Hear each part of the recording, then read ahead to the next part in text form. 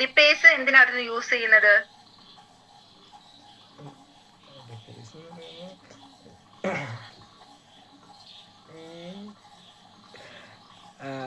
Food മെറ്റീരിയൽസിൽ എന്തോ സംഭവമല്ലായിരുന്നു? ലിപ്പേസോ? നമ്മൾ കഴിഞ്ഞ ക്ലാസ് അവസാനം പറഞ്ഞായിരുന്നല്ലോ. അതെക്കട്ടെ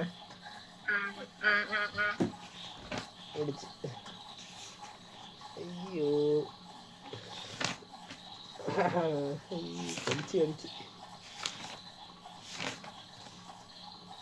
സീരിയം കഴിഞ്ഞിട്ട്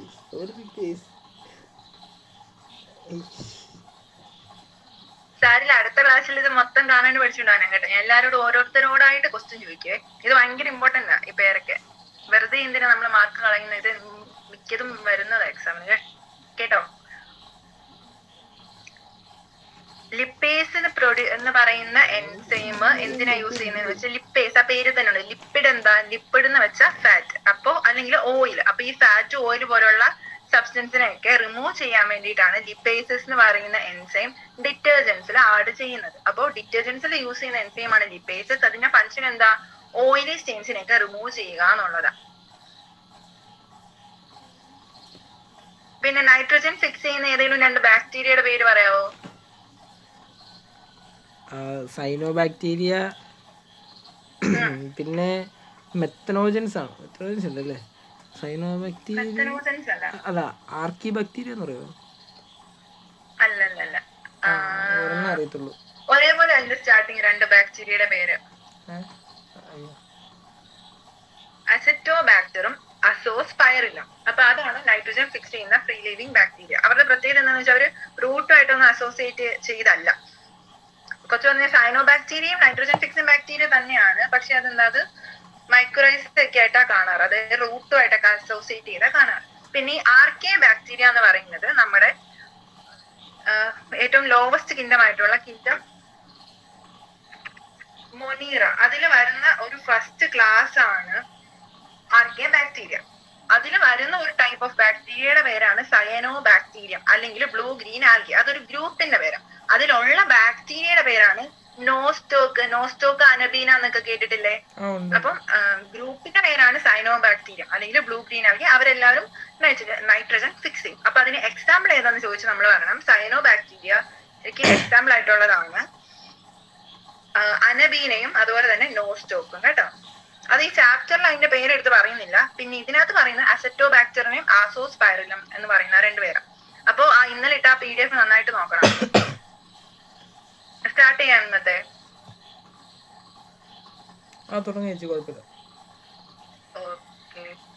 അഭിഷേകേ,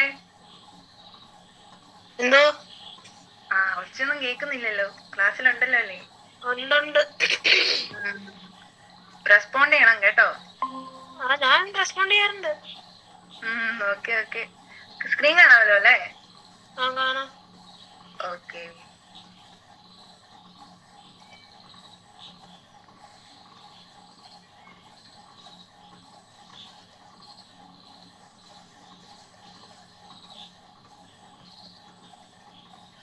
അപ്പൊ നമുക്ക് ഇന്ന് സെക്കൻഡ് ചാപ്റ്റർ ആയിട്ടുള്ള റീപ്രൊഡക്റ്റീവ് ഹെൽത്ത് തുടങ്ങാം കേട്ടോ.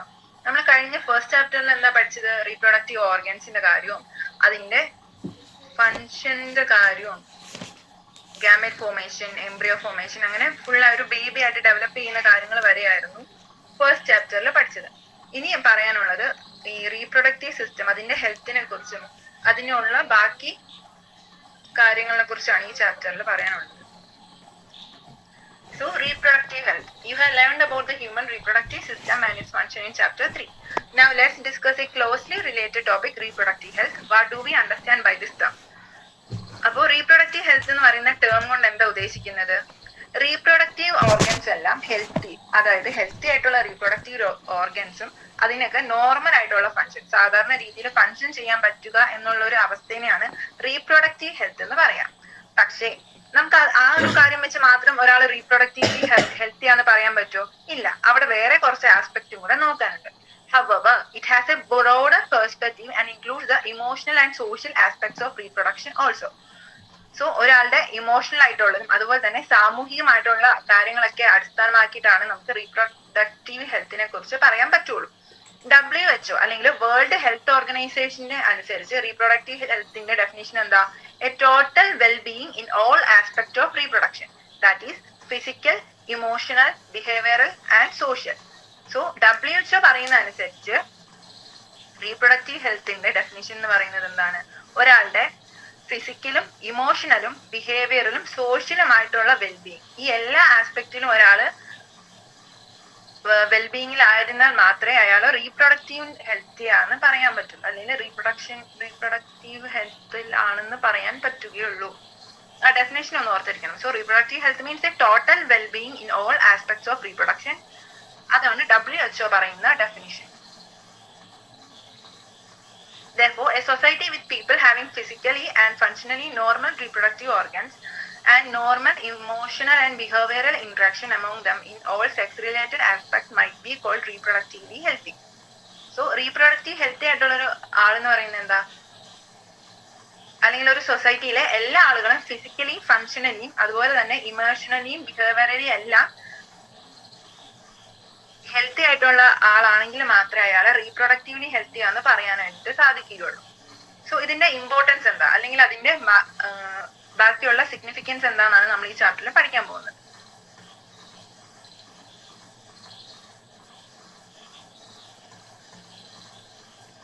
So reproductive health problems and strategies. India was among the first countries in the world to initiate. കാണാൻ പറ്റുന്നുണ്ടോ അത്? കാണാൻ ചേച്ചി, കുഴപ്പമില്ല.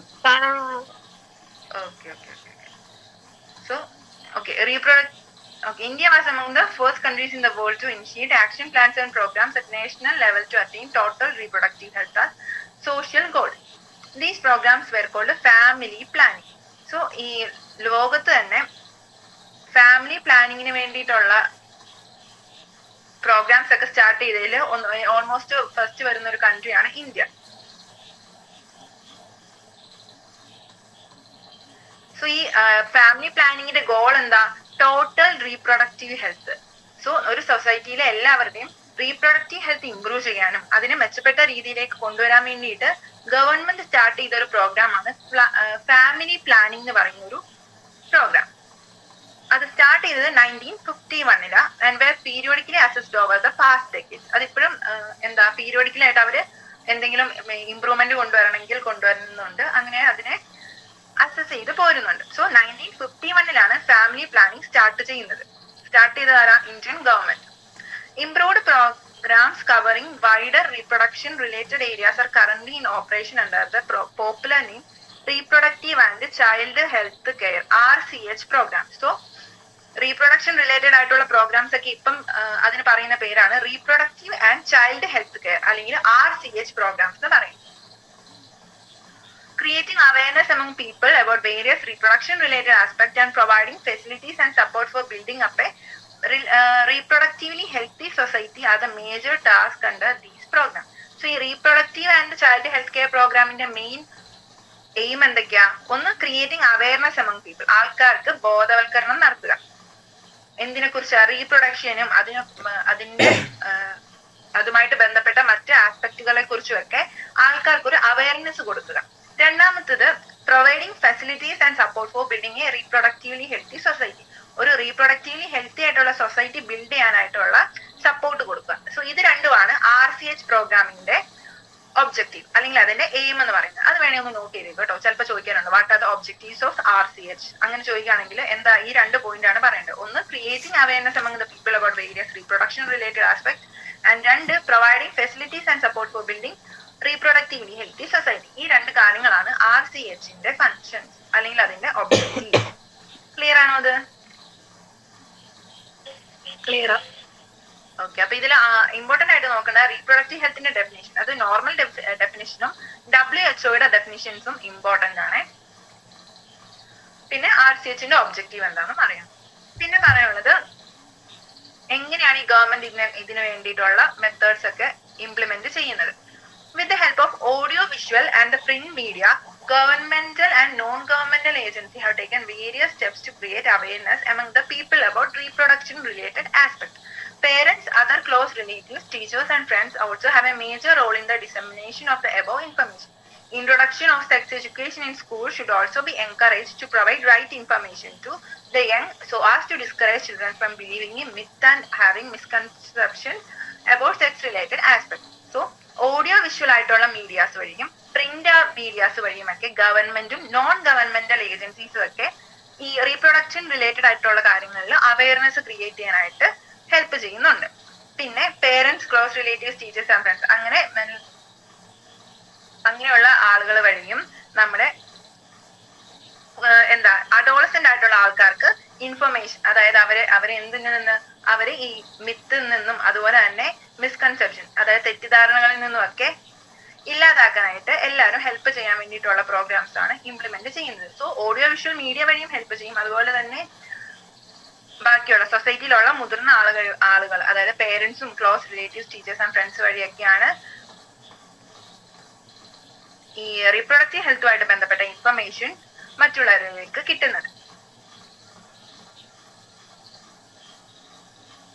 Proper information about reproductive organs, adolescence and related changes, safe and hygienic sexual practices, sexually transmitted diseases, AIDS, etc. would help people, especially those in the adolescent age group, to lead a reproductively healthy life. So, adolescent age ഗ്രൂപ്പിലുള്ള ആൾക്കാർക്ക് ഒരു reproductively healthy life നയിക്കാനായിട്ട് എന്തിനെ കുറിച്ചൊക്കെയുള്ള അറിവ് ഇവര് കൊടുക്കുന്നുണ്ട്. Proper information about reproductive organs, adolescence, related changes, പിന്നെന്താ safe and hygienic sexual practices, STDs, AIDS and etc. ഇതിനെക്കുറിച്ചുള്ള informations ഒക്കെ അറിഞ്ഞെങ്കിൽ മാത്രമേ ഒരു റീപ്രൊഡക്റ്റീവ്ലി ഹെൽത്തി ആയിട്ടുള്ള ഒരു ലൈഫ് ലീഡ് ചെയ്യാൻ പറ്റുള്ളൂ. Educating people, especially fertile couples and those in the marriageable age group, about available birth control options, care of pregnant mothers, postnatal care of the mother and child, importance of breastfeeding, equal opportunities for the male and female child, would address the importance of bringing up a socially conscious healthy family of desired size. So socially, അതായത് ഒരു സമൂഹത്തില് healthy ആയിട്ടുള്ള ഫാമിലീസിന് build ചെയ്യണമെങ്കിൽ എന്തൊക്കെ ആൾക്കാർ അറിഞ്ഞിരിക്കണം, അതിനെക്കുറിച്ചൊക്കെ അറിവ് പകർന്നു കൊടുക്കാനും അതിനെക്കുറിച്ചുള്ള മിസ്കൺസെപ്ഷൻസ് ഒക്കെ ഇല്ലാതാക്കാനും വേണ്ടിയിട്ടാണ് ഈ RCH വഴിയുള്ള ഓരോ പ്രോഗ്രാംസ് അവർ ഇംപ്ലിമെന്റ് ചെയ്യുന്നത്. Awareness of problems due to uncontrolled population growth, social evils like sex abuse and sex-related crimes need to be created to enable people think and take up necessary steps to prevent them and thereby build up a socially responsible and healthy society. So, population growth കൊണ്ടും അതുപോലെ തന്നെ sex അബ്യൂസും അതുപോലെയുള്ള criminal activities മൂലമുള്ള പ്രശ്നങ്ങളൊക്കെ തടയാൻ എന്ത് ചെയ്യണം? നമ്മുടെ സൊസൈറ്റീനെ അതിനെക്കുറിച്ച് ബോധവാന്മാരാക്കുകയും വേണം. അതിനെ പ്രിവെന്റ് ചെയ്യാനുള്ള സ്റ്റെപ്സ് നമ്മൾ എടുക്കുകയും ചെയ്യണം. Successful implementation of various action plans to attain reproductive health requires strong infrastructural facilities, professional expertise, and material support. These are essential to provide medical assistance and care to people in reproduction-related problems like pregnancy, delivery, STDs, abortion, contraception, menstrual problems, infertility, etc. Implementation of better techniques and new strategies from time to time are also required to provide more efficient care and assistance to people. So, ഇങ്ങനെയുള്ള action plans ഒക്കെ implement ചെയ്യുന്നത് വഴി എന്തൊക്കെ ആൾക്കാർക്ക് provide ചെയ്യാനുള്ളതുണ്ട്. നമ്മൾ നേരത്തെ പഠിച്ച reproductive സിസ്റ്റത്തിനെ കുറിച്ച് നമ്മൾ ഫസ്റ്റ് ചാപ്റ്ററിൽ പഠിച്ചു. പിന്നെന്താ, അതിന് ആ റീപ്രൊഡക്റ്റീവ് സിസ്റ്റത്തിൽ ഉണ്ടാകുന്ന എന്തെങ്കിലും ഇഷ്യൂസ്, അതുപോലെ റീപ്രൊഡക്ഷനുമായിട്ട് ബന്ധപ്പെട്ട എല്ലാ ഇഷ്യൂസും ഇൻക്ലൂഡിങ് പ്രഗ്നൻസി, ഡെലിവറി, STD എന്താ sexually transmitted diseases, abortions and contraception, menstrual problems, infertility, ഇതിന് ഈ ഉള്ള എല്ലാ കാര്യങ്ങളെ കുറിച്ചും ഒരു വ്യക്തമായ ഐഡിയ കൊടുക്കാനായിട്ട് RCH വഴി കഴിയും. ഇംപ്ലിമെന്റേഷൻ ഓഫ് ബെറ്റർ ടെക്നിക്സ് നമ്മൾ പറഞ്ഞു.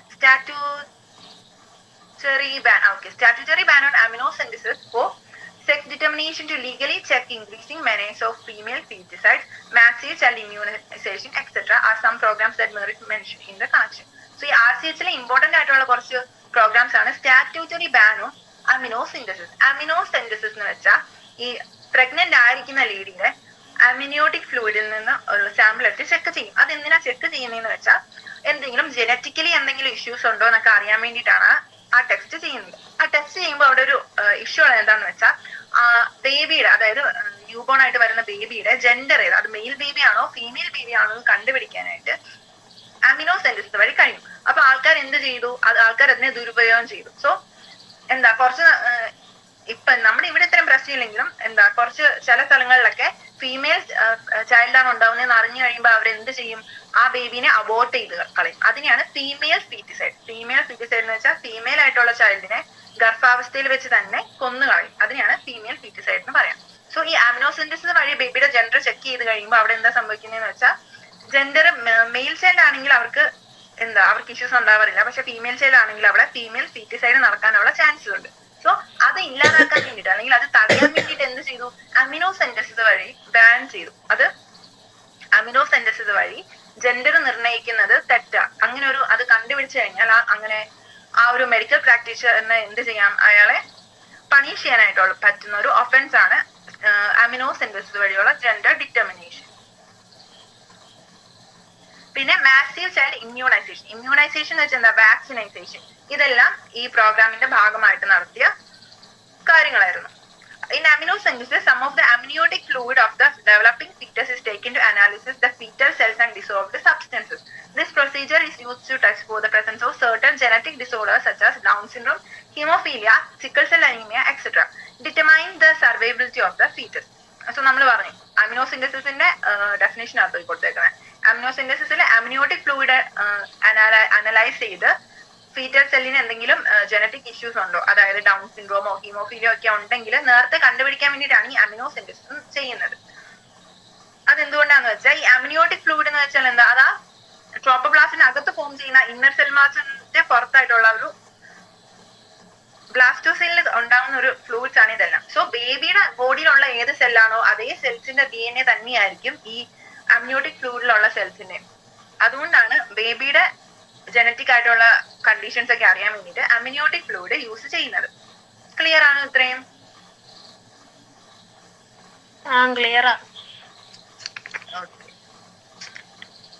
Research on various reproduction related areas and encouraged and supported by the governmental and non-governmental agencies to find out a new methods or to improve upon the existing ones.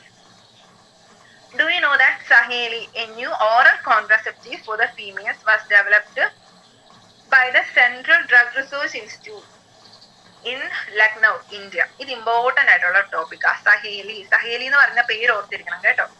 So ഈ reproductive health improve ചെയ്യാൻ വേണ്ടിയിട്ട് reproduction related ഏരിയാസിലുള്ള റിസർച്ചിനും അതിനു വേണ്ടിയുള്ള കാര്യങ്ങളും ഒക്കെ എന്തെങ്കിലും RCH വഴി ചെയ്യാറുണ്ട്. സോ അതിൽ പറയുന്ന ഒന്നാണ് സഹേലി എന്ന് പറയുന്ന ഒരു മെഡിസിന്റെ പേര്. ആ മെഡിസിൻ എന്താ, ഒരു ഓറൽ കോൺട്രാസെപ്റ്റീവാ for the female.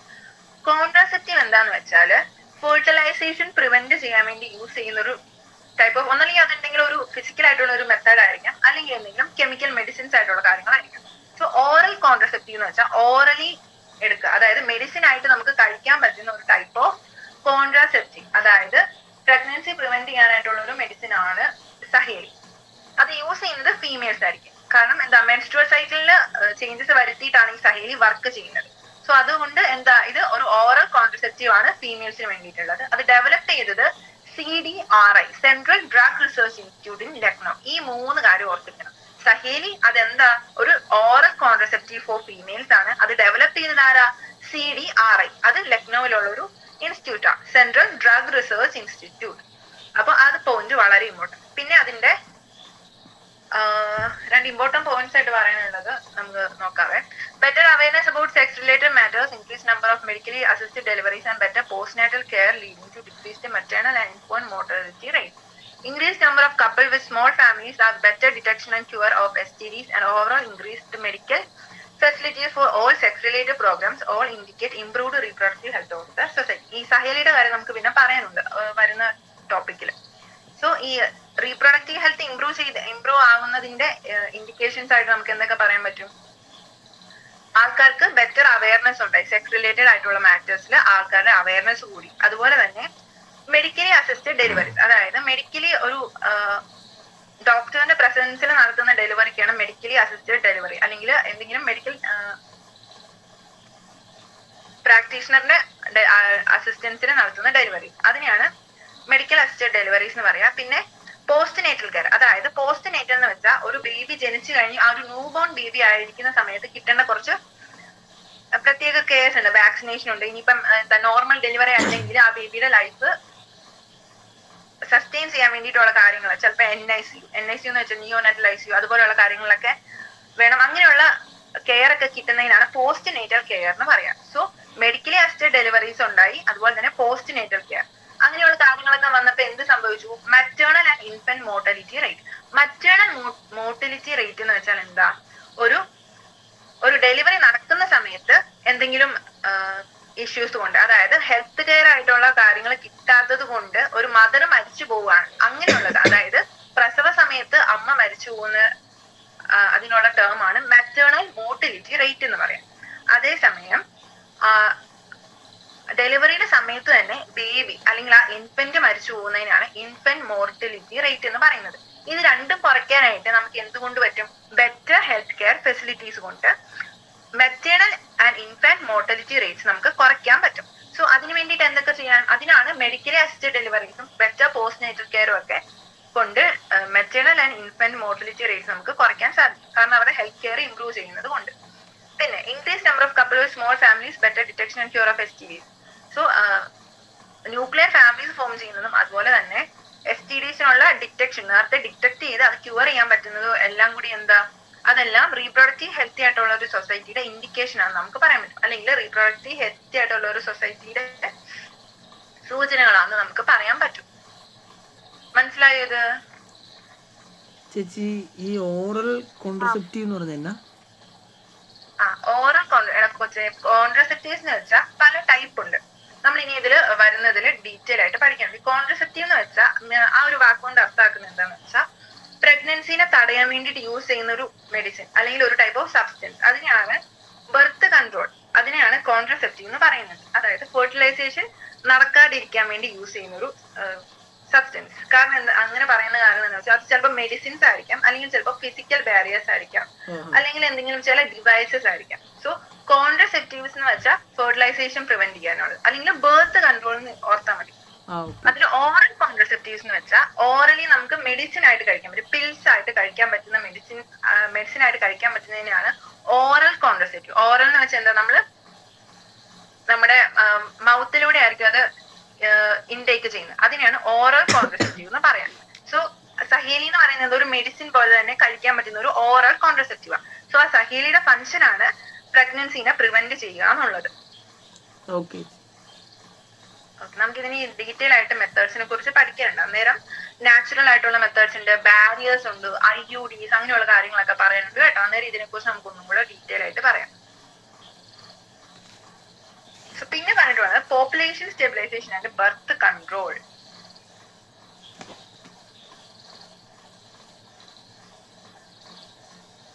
So in the last century, an all-round development in the various fields significantly improved the quality of life and people. However, increased healthcare facilities along with the better living condition had an explosive impact on the growth of population. So ഈ വരുന്ന നമ്മുടെ ഈ കടന്നുപോയ കാലത്തിൽ എന്താ പറ്റിയത്? Increased health care ഫെസിലിറ്റീസും ഉണ്ട്, അതുപോലെ തന്നെ ലിവിംഗ് കണ്ടീഷൻസും കൂടി. അതുവഴി എന്ത് പറ്റി? പോപ്പുലേഷൻ ഗ്രോ ചെയ്തു. അതെന്താന്ന് വെച്ചാൽ പണ്ടത്തെ കാലത്ത് ആൾക്കാർക്ക് എന്താ ഹെൽത്ത് കെയറിലുള്ള ഫെസിലിറ്റീസ് ഒക്കെ വളരെ കുറവായിരുന്നു. അതുപോലെ തന്നെ അവർക്ക് അസുഖമൊക്കെ എന്തെങ്കിലും വന്നാലും എന്താ പെട്ടെന്ന് അവർക്ക് ട്രീറ്റ്മെന്റ് ഒന്നും കിട്ടിയിരുന്നില്ല.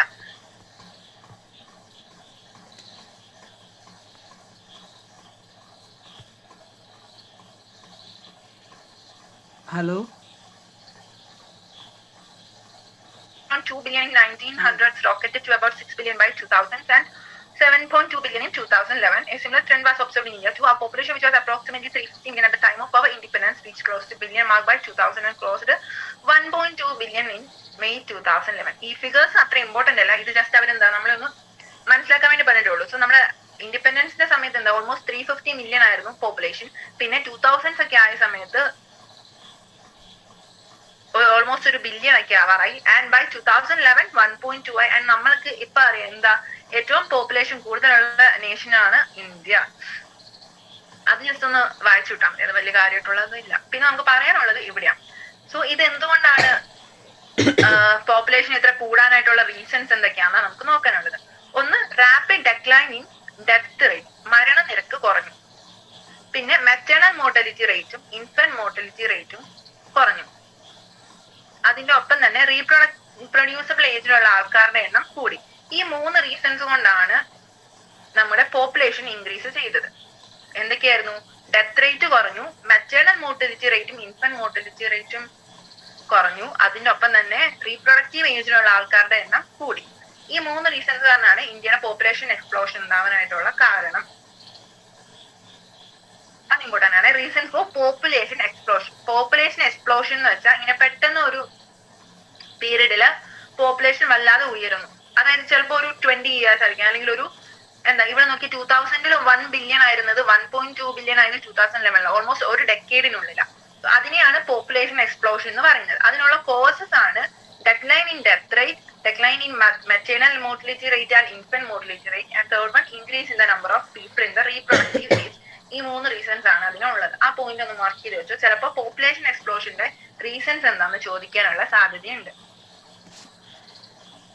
ഇനി മെറ്റേണൽ മോർട്ടിലിറ്റി റേറ്റിന്റെ ഷോർട്ട് ഫോം ആണ് MMR ആൻഡ് ഇൻഫന്റ് മോർട്ടിലിറ്റി റേറ്റിന്റെ ഷോർട്ട് ഫോം ആണ് IMR. അത് ജസ്റ്റ് ഒന്ന് അറിഞ്ഞിരുന്നാൽ മതി കേട്ടോ.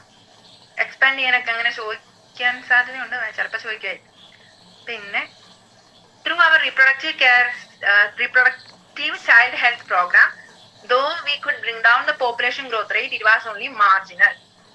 According to the 2011 census report, the population growth was less than 2%, a rate at which our population would increase rapidly. Such an alarming growth rate could lead to an absolute scarcity of even the basic requirements, that is food, shelter and clothing, in spite of significant progress made in those areas. Therefore, the government was forced to take up serious measures to check this population growth rate. So, RCH program വഴി നോക്കുന്ന സമയത്ത് എന്താ, population rate നമുക്ക് അത്ര കണ്ട് കുറയ്ക്കാനായിട്ട് സാധിച്ചിരുന്നില്ല. കാരണം എന്താ, ഓൾമോസ്റ്റ് 2% ഓളായിരുന്നു നമ്മുടെ ഇന്ത്യയുടെ പോപ്പുലേഷൻ ഗ്രോത്ത് റേറ്റ് 2011. അങ്ങനെ ഒരു റേറ്റ് പോകുന്ന സമയത്ത് നമ്മുടെ പോപ്പുലേഷൻ വളരെയധികം കൂടാനായിട്ടുള്ള ചാൻസ് ഉണ്ട്. അങ്ങനെ കൂടുന്ന സമയത്ത് എന്ത് പറ്റും, ബേസിക് ആയിട്ടുള്ള ഫെസിലിറ്റീസ് ആൾക്കാർക്ക് കിട്ടാതെ വരും. സോ പോപ്പുലേഷൻ എക്സ്പ്ലോഷൻ, അതായത് ഇതുപോലെ പെട്ടെന്ന് ഇത്രയും റേറ്റിൽ പോപ്പുലേഷൻ കൂടുന്ന സമയത്ത് ആൾക്കാർക്ക് ബേസിക് നീഡ്സിനുള്ള സ്കേസിറ്റി ഉണ്ടാവും. അതിനിവിടെ പറഞ്ഞിട്ടുള്ളത് absolute scarcity of basic requirements, food, shelter, clothing. പിന്നെ എന്താ വേറെ കുറച്ച് പറയാനായിട്ട് പറ്റുന്നത് എന്തൊക്കെയായിരിക്കും, പ്രൈമറി നീഡ്സ്, അവരുടെ ബേസിക് നീഡ്സിനുള്ള സ്കേസിറ്റി ഉണ്ടാവാം.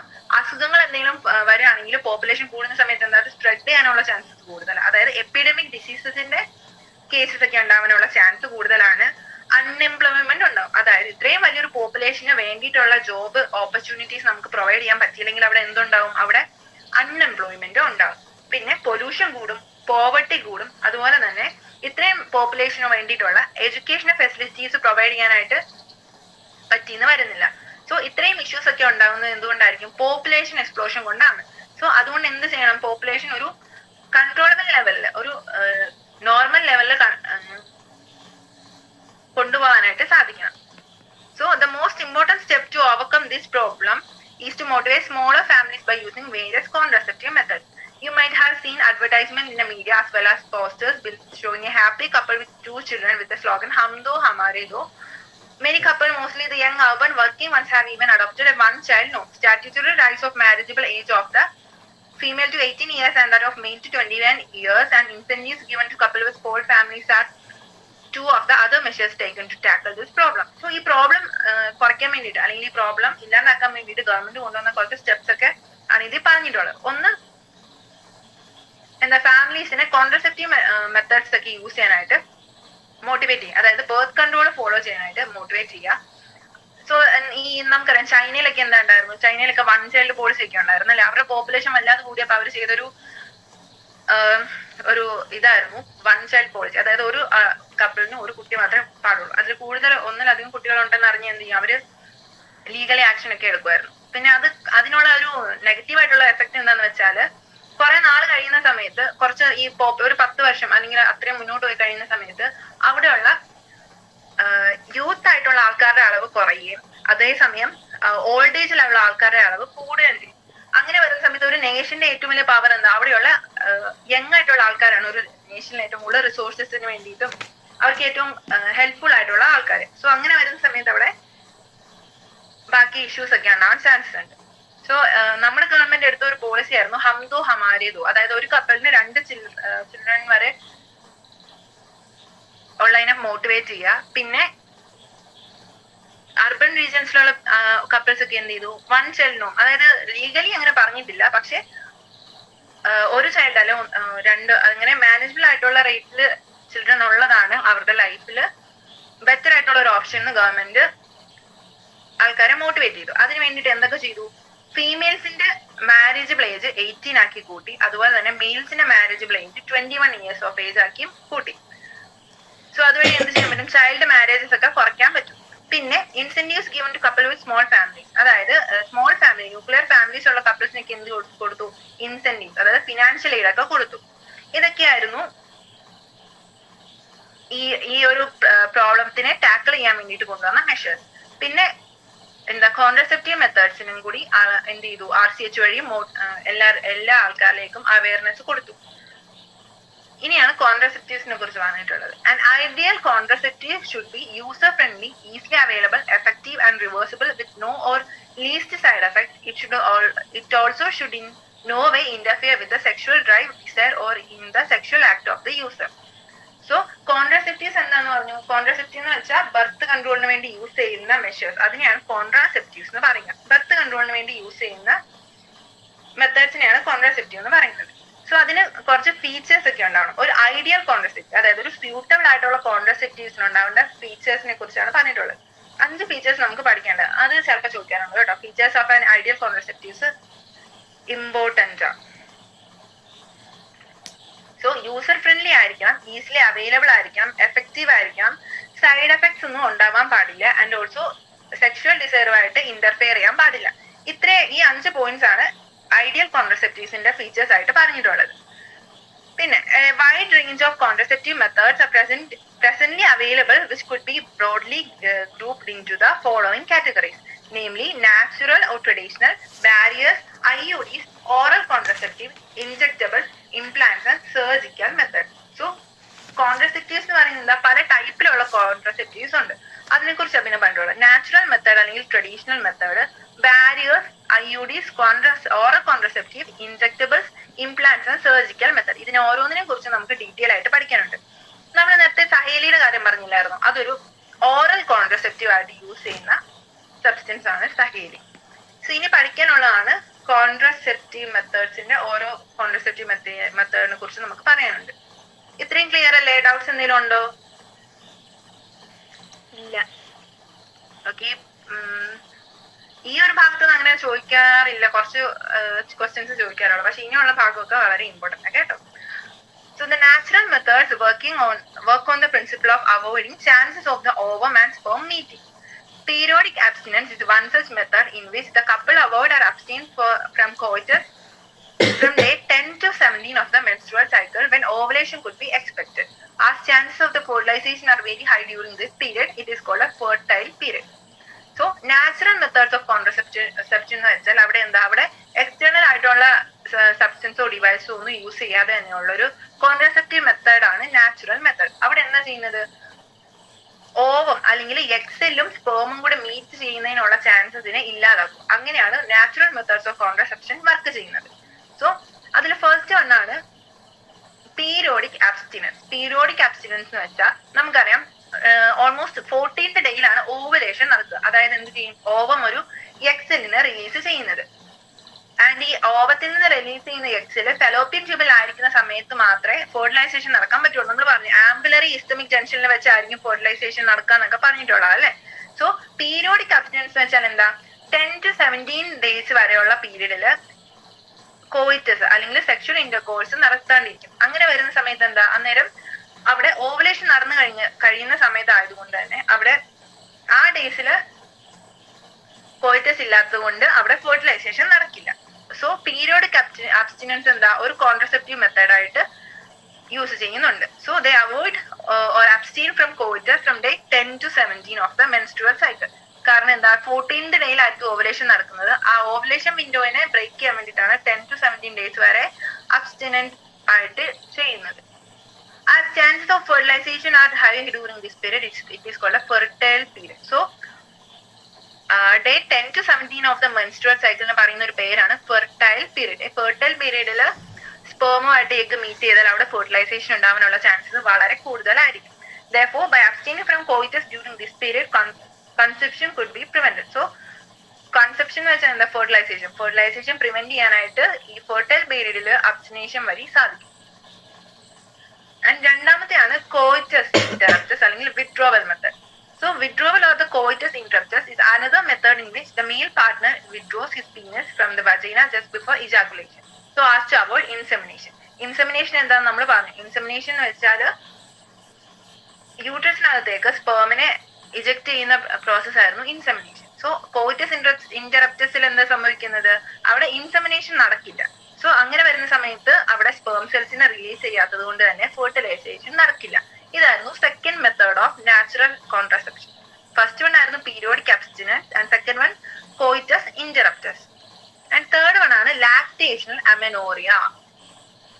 ലാക്ടേഷണൽ അമെനോറിയ എന്ന് വെച്ചാൽ മെൻസ്ട്രുവേഷൻ ആബ്സെന്റ് ആയിരിക്കുന്ന ഒരു സിറ്റുവേഷൻ, അതിനെയാണ് അമെനോറിയ എന്ന് പറയാം. മെനോറിയ കൂടെ ഒരു എ കൂടി ഇടാൻ. അമെനോറിയ എന്ന് വെച്ചാൽ ആബ്സെൻസ് ഓഫ് മെൻസ്ട്രുവേഷൻ.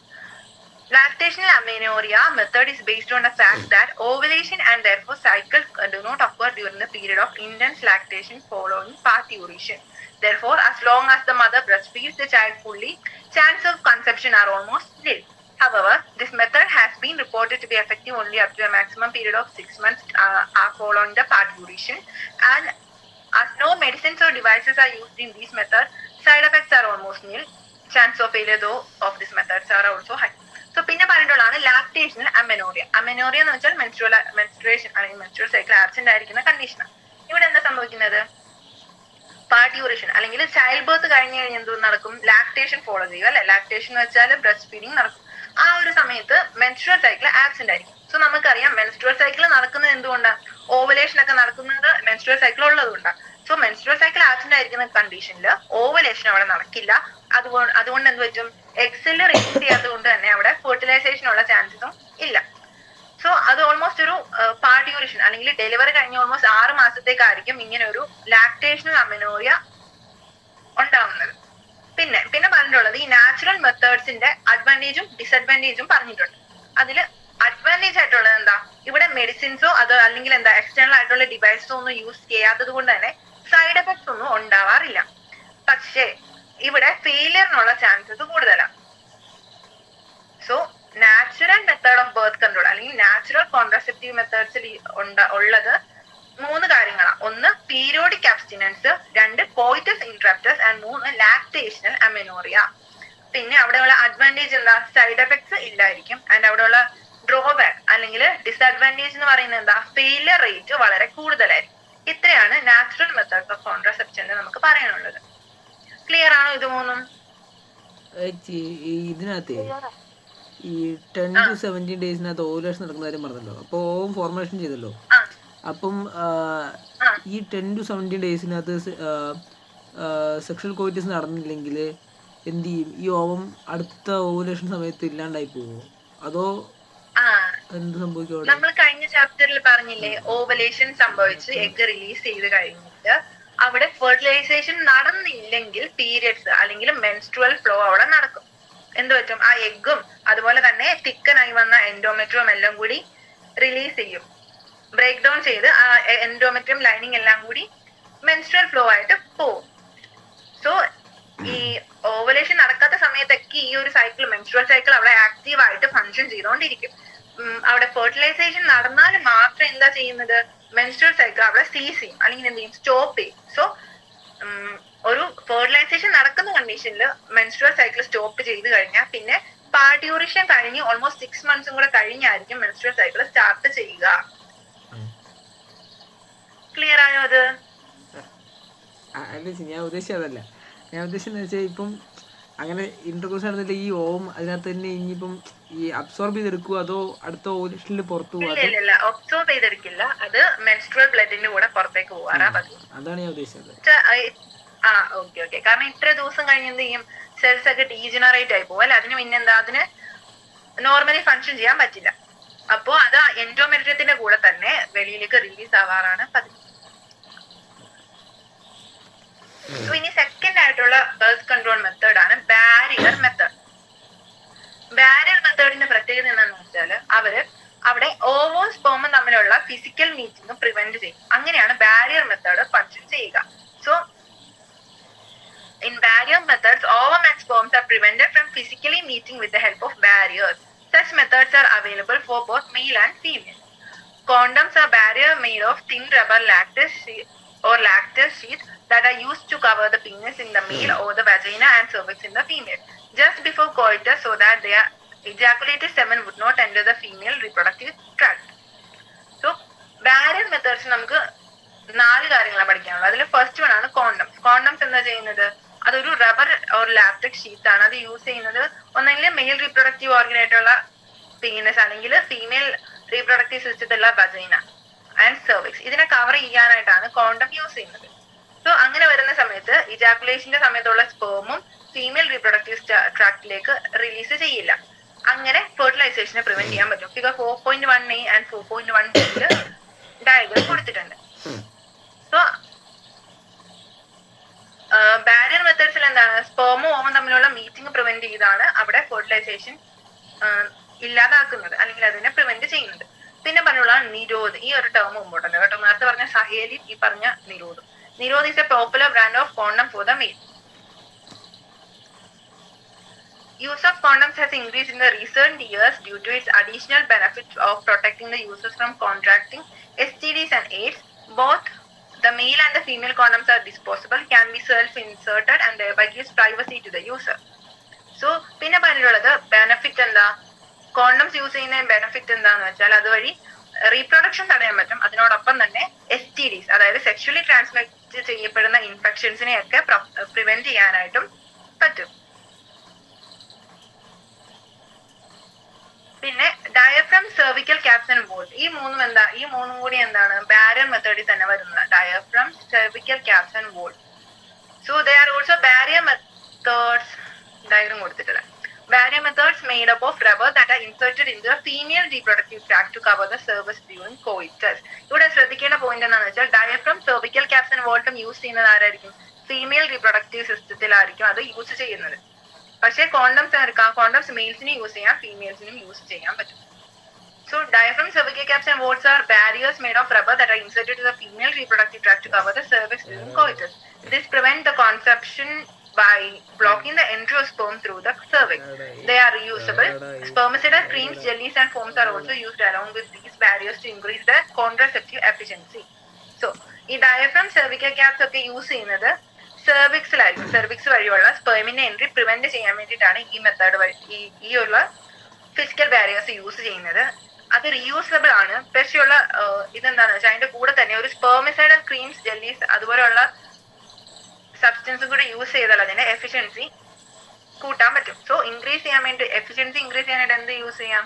സ്പെർമിസിഡൽ ക്രീംസ്. സ്പെർമിസിഡൽ എന്ന് വെച്ചാൽ എന്താ? സ്പേം സെൽസിനെ ഇല്ലാതാക്കാൻ പറ്റുന്ന, സ്പേം സെൽസിനെ നശിപ്പിച്ച് കളയാൻ പറ്റുന്നതിനെയാണ് സ്പെർമിസിഡൽ എന്ന് പറയുന്നത്. സോ ബാരിയർ മെത്തേഡ്സിന് 4 കാര്യങ്ങളായിരുന്നു ഉണ്ടായിരുന്നത്. Condoms, diaphragm, cervical caps and volt. അതിൽ മെയിൽസിനും ഫീമെയിൽസിനും യൂസ് ചെയ്യാൻ പറ്റുന്നത് കോണ്ടംസ് മാത്രമേ ഉള്ളൂ. ബാക്കി diaphragm, cervical caps and volts use ചെയ്യുന്നത് ആരാ? അതെല്ലാം ഫീമെയിൽ കോൺട്രസെപ്റ്റീവ് മെത്തേഡ്സ് ആണ്. ക്ലിയർ ആണോ ഇത്? ഓക്കെ. ഇനി മൂന്നാമതായിട്ടുള്ളതാണ് IUD അല്ലെങ്കിൽ ഇൻട്രാ യൂട്രൈൻ ഡിവൈസസ്.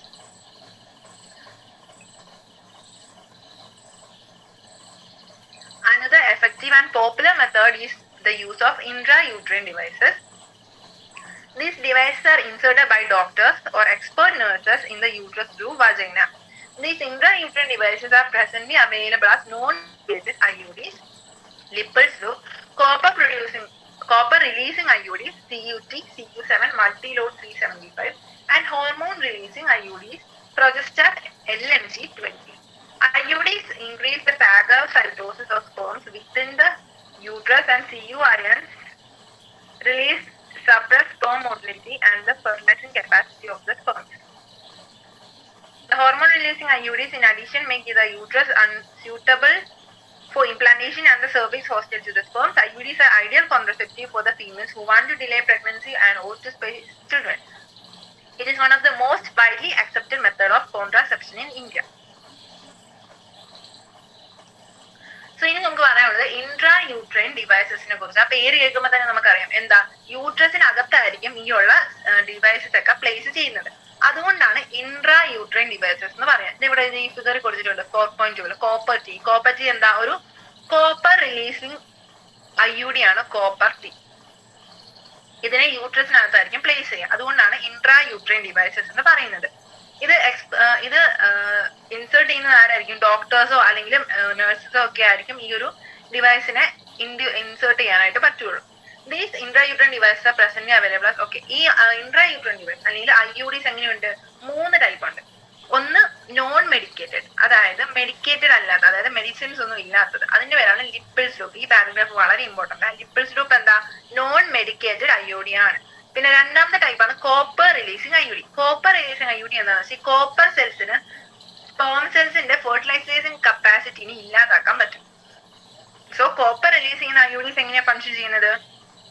സ്പേമിന്റെ ഫെർട്ടിലൈസേഷൻ കപ്പാസിറ്റിനെ ഇല്ലാതാക്കുന്ന വഴിയാണ് കോപ്പർ റിലീസിങ് IUD ഫങ്ഷൻ ചെയ്യുക. അതിന്റെ എക്സാമ്പിൾ ആണ് CUT, CU7 and multi load 375. ഈ CUT യും CU7 നമുക്ക് പെട്ടെന്ന് അറിയാം. കാരണം എന്താ? കോപ്പറിന്റെ കെമിക്കലായിട്ടുള്ള നെയിം നമ്മൾ ഷോർട്ട് ഫോമിൽ എഴുതുന്നത് എന്താ? CU അല്ലെ, simple. So CUT, CU7 copper releasing IUD ആണ്. പിന്നെ മൾട്ടി ലോഡ് 375 അതും കൂടെ എങ്ങനെയും ഓർത്തിരിക്കുക. വേണമെങ്കിൽ ഈ CU7ന്റെ 7 ഇവിടെ ഉണ്ട്, അങ്ങനെ എന്തെങ്കിലും കോഡ് വെച്ചൊക്കെ ഓർത്തിരിക്കണം കേട്ടോ. മൾട്ടി ലോഡ് 375 CU7 CUT എന്താ? കോപ്പർ റിലീസിങ് IUDsന്റെ എക്സാമ്പിൾ ആണ്. അടുത്തതാണ് hormone releasing IUDs. So copper releasing IUDs എന്ത് ചെയ്തു? കോപ്പർ റിലീസ് ചെയ്താണ് സ്പേമിന്റെ ഫെർട്ടിലൈസിങ് കപ്പാസിറ്റി ഒക്കെ കുറച്ചത്. പക്ഷെ ഹോർമോൺ റിലീസിങ് IUDs എന്ത് ചെയ്യും? ഹോർമോണിനെ ആയിരിക്കും റിലീസ് ചെയ്യുന്നത്. അതിന്റെ 2 എക്സാമ്പിൾ ആണ് പ്രൊജസ്റ്റാസേർട്ടും LNG-20. സോ ഈ 3 ടൈപ്പ് ഓഫ് IUDസും അതിന്റെ എക്സാമ്പിൾസും വളരെ ഇമ്പോർട്ടന്റ് ആണ്. പ്രത്യേകം നോട്ട് ചെയ്ത് വെച്ച് പഠിക്കണം. പിന്നെ IUDs increase phagocytosis of sperms within the uterus and the Cu ions release suppress sperm motility and the fertilization capacity of the sperm. So IUDs എന്താ ചെയ്യുന്നത്? phagocytosis of the sperm increase ചെയ്യും. phagocytosis എന്ന് വെച്ചാൽ sperm cellsനെ destroy ചെയ്ത് കളയും. Sperm സെൽസിനെ യൂട്രസിനുള്ളിൽ വെച്ച് തന്നെ ഇല്ലാണ്ടാക്കി കളയാനുള്ള capacity IUD അല്ലെങ്കിൽ ഇൻട്രാ യൂട്രൈൻ ഡിവൈസസിനുണ്ട്. പിന്നെ CU അയോൺസിന്റെ ഫംഗ്ഷൻ എന്താ? CU അയോൺസിന് സ്പേമിന്റെ മോട്ടിലിറ്റി, സ്പേമിന്റെ മൂവ്മെന്റിനെ കുറയ്ക്കാനുള്ള കഴിവുണ്ട്. അതുപോലെ തന്നെ ഫെർട്ടിലൈസേഷൻ കപ്പാസിറ്റിനെ കുറയ്ക്കാനുമുള്ള കഴിവുണ്ട്. ഹോർമോൺ റിലീസിങ് IUD എന്ത് ചെയ്യും?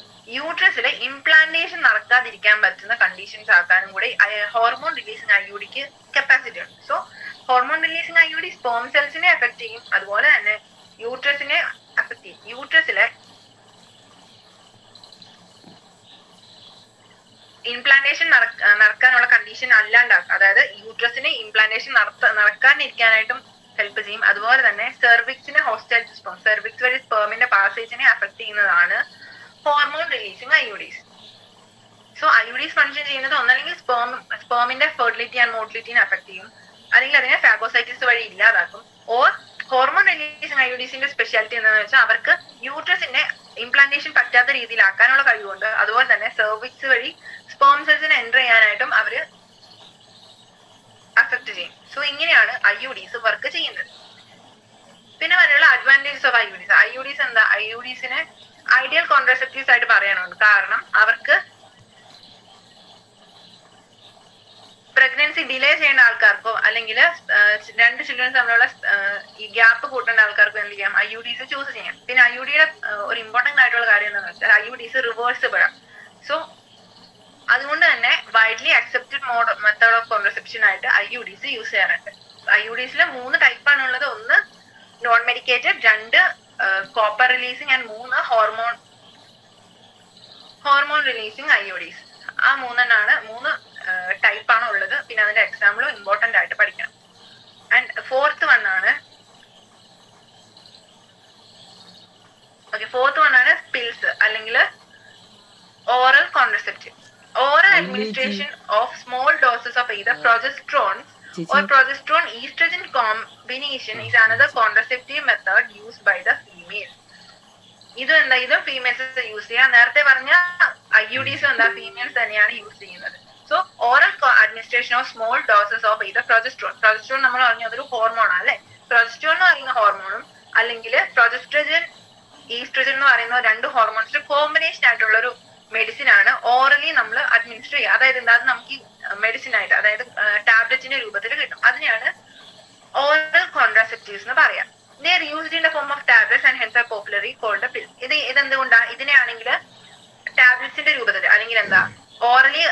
എടുക്കാവുന്ന ടാബ്ലറ്റ്സിന്റെ രൂപത്തിൽ കിട്ടുന്നതുകൊണ്ട് അതിന് പറയുന്ന മറ്റൊരു പേരാണ് contraceptive pills. So contraceptive pills എന്ന് പറയുന്നത് ഓറലി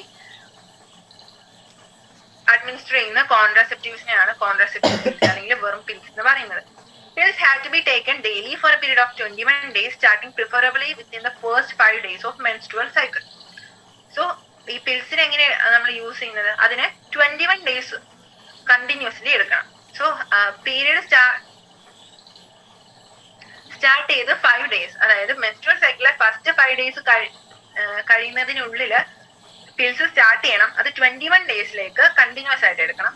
പിന്നെ 7 days എന്താ മെൻസ്ട്രുവേഷന്റെ സമയത്ത് 7 days എന്ത് ചെയ്യാം, ഇതിനെ സ്കിപ്പ് ചെയ്യാം. അത് കഴിഞ്ഞിട്ട് പിന്നെയും ഇത് ഒരു സൈക്ലിക് ആയിട്ട് തന്നെ മെൻസ്ട്രുവൽ സൈക്കിളിനൊപ്പം തന്നെ ഈ മെഡിസിൻ കഴിച്ചുകൊണ്ടിരുന്നാൽ മാത്രമേ കോൺട്രാസെപ്ഷൻ നടക്കുള്ളൂ. So after the gap of 7 days during which menstruation occurs, it has to be repeated in the same pattern till the female decides to prevent conception. They inhibit ovulation and implantation as well as the alter the quality of cervical mucus to prevent or retard the entry of sperm. So ഇതെന്താ എങ്ങനെയാ function ചെയ്യുന്നത്? അവർ ഓവലേഷനെ inhibit ചെയ്യും. Ovulation എന്ത് ചെയ്യും? ഓവലേഷനെ ഇല്ലാതാക്കും. അതുപോലെ തന്നെ ഇംപ്ലാന്റേഷനെയും prevent ചെയ്യും. ഓവലേഷനും നടക്കില്ല, അല്ലെങ്കിൽ ഇപ്പൊ ഓവലേഷൻ നടന്നു കഴിഞ്ഞാൽ എന്ത് പറ്റും? ഇംപ്ലാന്റേഷനെയും പ്രിവെന്റ് ചെയ്യും. as well as they alter the quality of cervical mucus. Cervical mucus എന്ന് വെച്ചാൽ ഈ സെർവിക്സിന്റെ പാർട്ടിൽ എന്താ തിക്കായിട്ട് ഒരു മ്യൂക്കൽ പ്ലഗ് ഉണ്ട്, അതിനെയാണ് സെർവിക്കൽ മ്യൂക്കസ് എന്ന് പറയുന്നത്. സോ സെർവിക്കൽ മ്യൂക്കസിന്റെ തിക്നെസ്സിനെ ഒക്കെ ഇൻക്രീസ് ചെയ്യും. അതുവഴി എന്ത് പറ്റും? സ്പേം സെൽസിന് ബർത്ത് കനാൽ വഴി അകത്തേക്ക് എൻ്റർ ചെയ്യാൻ പറ്റാണ്ട് വരും. സോ ഒന്നല്ലെങ്കിൽ ഓവലേഷനും ഇംപ്ലാന്റേഷനും ഇൻഹിബിറ്റ് ചെയ്യുക, അതുപോലെ തന്നെ സെർവിക്കൽ മ്യൂക്കസിന്റെ ക്വാളിറ്റി ഓൾട്ടർ ചെയ്യുക. ഈ രണ്ട് വഴിയാണ് പിൽസ് അല്ലെങ്കിൽ ഓറൽ കോൺട്രസെപ്റ്റീവ്സ് വർക്ക് ചെയ്യുന്നത്. Pills are very effective with lesser side effects and well accepted by female. So പിൽസിന്റെ അഡ്വാൻറ്റേജ് എന്താ? അത് വളരെ എഫക്റ്റീവ് ആണ്. അത് മാത്രമല്ല അതിനെന്താ സൈഡ് എഫക്ട്സ് കുറവാണ്. പിന്നെ നമ്മൾ നേരത്തെ പറഞ്ഞ Saheli the new oral contraceptive for females containing non steroidal preparation. It is a once-a-week pill with very few side effects and high contraceptive value. നമ്മൾ നേരത്തെ പറഞ്ഞ സഹേലി കണ്ടുപിടിച്ചത് ആരായിരുന്നു? Central drug research institute in Lucknow. കണ്ടുപിടിച്ചൊരു ഓറൽ കോൺട്രസെപ്റ്റീവ് ആണ് സഹേലി. ഇതിന് കുറച്ച് advantages ഒക്കെ ഉണ്ട്. എന്തായിരുന്നു? അതൊരു നോൺ സ്റ്റിറോയിഡൽ പ്രിപ്പറേഷൻ. നമുക്കറിയാം നോർമലി ഉള്ള കോൺട്രസെപ്റ്റീവ്സ് ഒക്കെ എന്തായിരിക്കും? അതെല്ലാം സ്റ്റിറോയിഡൽ ആയിട്ടുള്ള കാര്യങ്ങൾ വഴിയാണ് ഹോർമോൺസിനെയൊക്കെ പ്രൊഡ്യൂസ് ചെയ്യുക. കാരണം നമ്മൾ പറഞ്ഞു പിൽസ് എന്തായിരുന്നു? പിൽസ് എന്ന് പറയുന്നത് പ്രൊജസ്ട്രോൺ ഈസ്ട്രോജന്റെ ഒക്കെ ഒരു കോമ്പിനേഷൻ ആയിരിക്കും. സോ ഹോർമോണൽ ടാബ്ലറ്റ്സ് ഒക്കെ മിക്കതും സ്റ്റിറോയിഡ്സ് ആയിരിക്കും യൂസ് ചെയ്യുക. പക്ഷേ സഹേലിയുടെ അഡ്വാൻറ്റേജ് എന്താണെന്ന് വെച്ചാൽ സഹേലി ഒരു നോൺ സ്റ്റിറോയിഡൽ പ്രിപ്പറേഷൻ, സ്റ്റിറോയിഡൽ അല്ലാത്തൊരു മെഡിസിൻ ആണ് സഹേലി. അത് മാത്രമല്ല അതൊരു വൺസ് എ വീക്ക് പില്ല, അതായത് ആഴ്ചയിൽ ഒരു ദിവസം കഴിക്കുക, അങ്ങനെയാണ് അതിന്റെ വർക്കിംഗ്. സോ അതുകൊണ്ട് തന്നെ അവിടെ സൈഡ് എഫക്ട്സും കുറവായിരിക്കും. അതിനോടൊപ്പം തന്നെ കോൺട്രസെപ്ഷൻ നടത്താനുള്ള അതിന്റെ കപ്പാസിറ്റിയും കൂടുതലായിരിക്കും. അതാണ് സഹേലിയുടെ അഡ്വാൻറ്റേജസ്. ആ സഹേലി എന്ന് പറയുന്നത് വളരെ ഇമ്പോർട്ടന്റ് ആട്ടോ, മിക്ക എക്സാമിന് ചോദിക്കും. സോ സഹേലി എന്ന് പറയുന്നത് CDRI ഡെവലപ്പ് ചെയ്യുന്ന ഒരു ഓറൽ കോൺട്രസെപ്റ്റീവ് ആണ്. അത് ഫീമെയിൽസിന് വേണ്ടിയിട്ടുള്ളതാണ്, നോൺ സ്റ്റിറോയിഡൽ ആണ്. അതിന്റെ കൂടെ തന്നെ സൈഡ് എഫക്ട്സും കുറവാണ്, കോൺട്രാസെപ്റ്റീവ് വാല്യൂയും കൂടുതലാണ്. ഇത്രയാണ് ഓറൽ കോൺട്രസെപ്റ്റീവ്സിന്റെ കാര്യത്തിൽ പറയാനുള്ളത്. ഇനി നമുക്ക് രണ്ട് കാര്യങ്ങൾ പറയാനുള്ളൂ. ഒന്ന് സർജിക്കൽ ആയിട്ടുള്ള മെത്തേഡ്സും, രണ്ട് ഇംപ്ലാന്റേഷൻ വഴിയുള്ള മെത്തേഡ്സും. അടുത്ത ക്ലാസ്സിൽ മതിയോ അത്? അതോ അതും കൂടെ കഴിഞ്ഞിട്ട് പോയാൽ മതിയോ?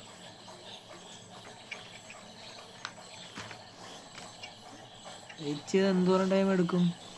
അരമണിക്കൂറൊക്കെ എടുക്കുമോ? അരമണിക്കൂർ എങ്കിൽ നമുക്ക് അടുത്ത ക്ലാസ്സിലൊക്കെ. എന്തായാലും അരമണിക്കൂറൊന്നും എടുക്കില്ല, 8 മണിയായല്ലോ. നാളെ ക്ലാസ് വെക്കുന്നതിനെ കുറിച്ച് എന്താണ് അഭിപ്രായം? നിങ്ങൾക്ക് എല്ലാ ദിവസവും ക്ലാസ് ഉണ്ട്, നിങ്ങൾക്ക് അറിയാം. മൺഡേ ടു ഫ്രൈഡേ, സാറ്റർഡേ വരെ ഉണ്ട്. സൺഡേ ഒരു ദിവസം അവധിയാണ്. കഴിഞ്ഞ ദിവസം നമുക്കൊരു ക്ലാസ് മിസ്സായല്ലോ. ചേച്ചി ഒരു പോൾ ഇട്ടോ ഗ്രൂപ്പില്? നോക്കട്ടെ, അല്ലെങ്കിൽ നമുക്ക് അടുത്ത ആഴ്ച കൊണ്ട് എടുക്കാം. കാരണം നിങ്ങൾക്ക് ഇപ്പൊ ഞാൻ വിചാരിച്ചു ഒത്തിരി പോർഷൻസ് ആയിട്ടുണ്ടാവും. അർജുനൊക്കെ ആയിരുന്നു ബയോടെക്നോളജി ഒക്കെ നടന്നത്. അല്ല ചേച്ചി, അവർക്കൊക്കെ ആയിക്കാണും. കാര്യം അവർക്ക് ക്ലാസ് കഴിഞ്ഞില്ലേ? ഞാനൊരു പോൾ ഇടാം കേട്ടോ.